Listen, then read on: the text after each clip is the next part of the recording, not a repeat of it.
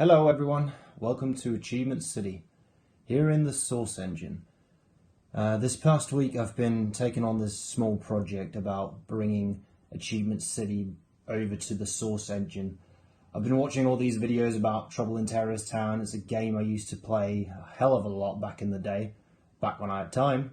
I also used to do a bit of mapping, so I figured might as well give it a try. I'd been looking into the best way of bringing this to life in the engine, and I looked into doing a port of it. However, there was too many issues with the version.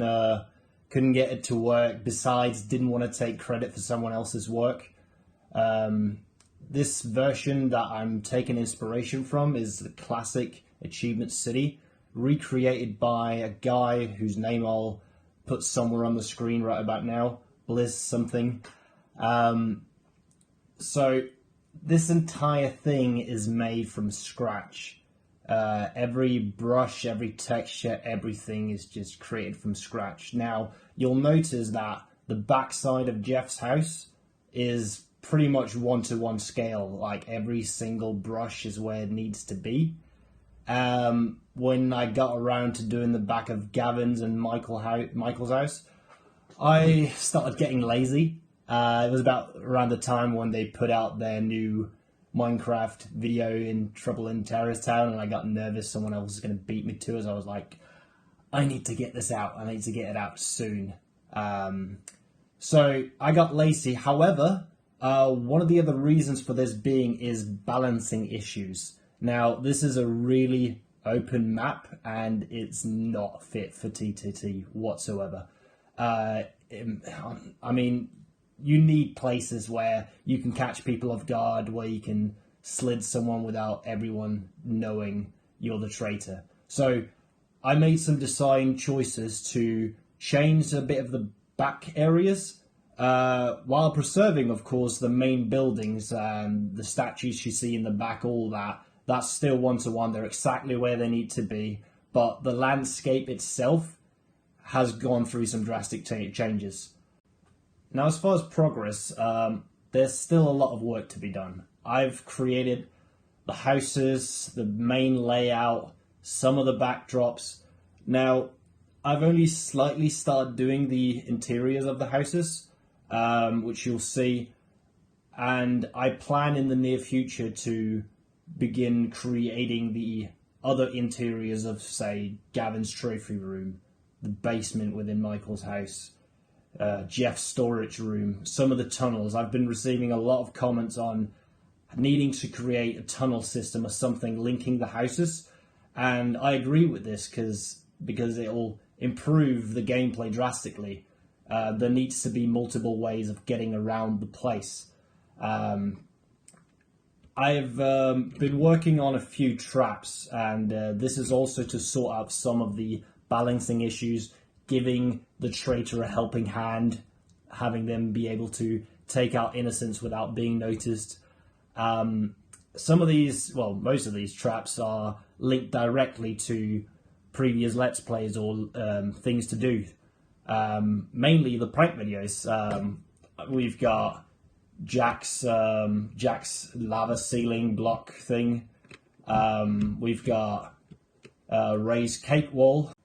Also, pro tip for Ray's cake wall. There's a thin line between having the cakes give you a gentle love tap and having them completely obliterate your shit and send you flying across the map. I fiddled around with it for about an hour and I could not settle for a middle ground, so pro tip, just don't go in there. And then there's other things I've added, like Edgar's hole. There were people mentioning make this a traitor tester. I was already done with it, and I was kind of happy with it, so I just sort of stuck with it. Plus, I just want to see someone get trapped in there, because I mean Edgar's the one in the hole. On top of that, I also made other traps that to me just makes sense and sort of changes some of the areas. We've got the big animals. I make the creeper head blow up. I make the creeper enterable. You can climb all the way up into its head, and obviously there's a shitload of TNT up there, which the traitor can also activate, blowing the entire thing apart. Last but not least, we've obviously got Plan G. This was the first thing I added. It's still going through a few changes. I want it to be a big, cool physics explosion creepers, rather than it just disappearing on itself. But, I mean, that's what it does in Minecraft, so it's good enough for now.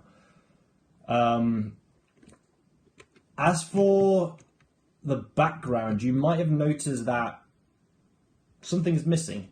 Now, in the source engine, you can, I mean, obviously there are limits, so I had to settle somewhere. I couldn't recreate the entire background, obviously, that would drastically decrease performance.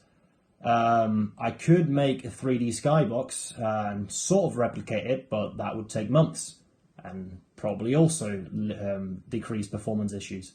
So what I went with was a design choice that was inspired by Portal Knights, which has this sort of fracture where the world's been broken, and that's the idea I went with, taking a chunk of Achievement City of the world, breaking it apart and just slapping it up in the sky.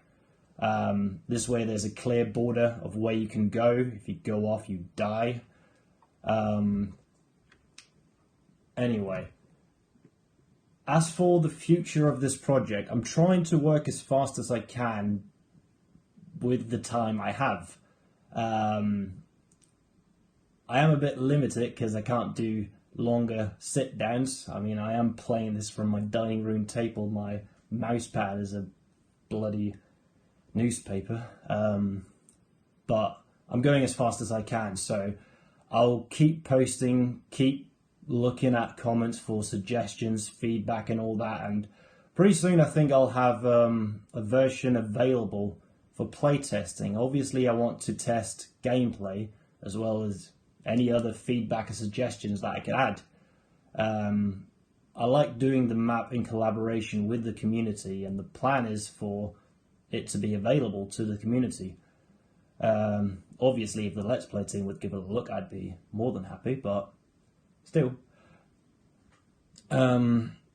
So plans in the future is adding all these interiors, the tunnels, balancing issues, lighting, detail, all that good stuff. Maybe some more traps. A traitor tester, probably, but I don't know where to put it.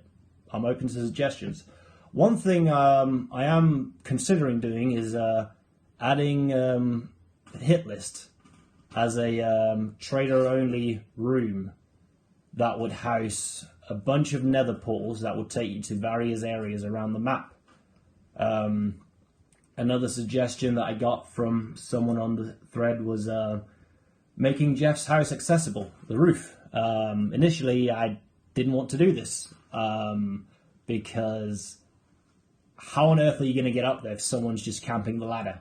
I don't know how to deal with that. I mean, I could add gusts of wind, something to knock them off, but then someone suggested adding a floor underneath it that the traitor can access, and that could be done with a teleport, and you could just go up there and place C4. Problem solved. If the traitor's up on the roof, I mean, just wait them out. They lose. So, anyway, that's going to be it for progress so far. If you have any suggestions that I should do, please let me know. I read all the comments, at least most of them, and I try to get back to people when they have questions. Also, are there any Easter eggs you'd want in? I added the Tower of Pimps that you can, if you can find all the pieces, you can assemble it somewhere. Thinking about adding weapons like Diamond Sword for Mogar. Any sort of funny reference, really. So that'll be it. Thank you for watching, and have a good one.